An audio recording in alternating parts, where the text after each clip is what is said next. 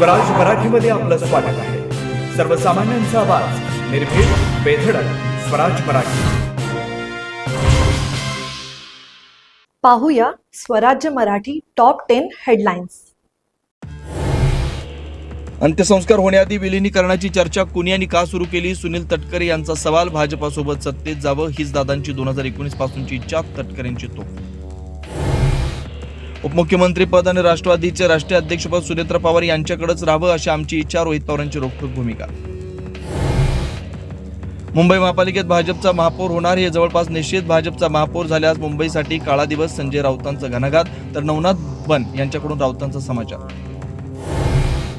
जिल्हा परिषद आणि पंचायत समिती निवडणुकीच्या प्रचाराचा आज अखेरचा दिवस. 7 तारखेला पार पडणार मतदान तर 9 तारखेला मतमोजणी. 32 तास मुंबई पुणे एक्सप्रेसवे ठप्प. प्रवाशांकडून घेतलेला टोल परत करा. वाहतूक कोंडीवरून राज ठाकरे संतापले. सरकारचा खोडगेपणा अनाकलनीय. राज ठाकरेंचा हल्लाबोल. लोकसभेत पंतप्रधान नरेंद्र मोदींवर काँग्रेसच्या महिला खासदारांकडून हल्ला करण्यात येणार होता. भाजपा खासदार सौमित्र खान यांचा काँग्रेसवर गंभीर आरोप. लोकसभेत पंतप्रधान मोदींना अध्यक्षांनीच न येण्याची विनंती केली. काँग्रेस खासदारांकडून हल्ल्याची भीतीही व्यक्त करण्यात आली होती. आक्रमक काँग्रेस खासदारांकडून लोकसभा उद्यापर्यंत तहकूब.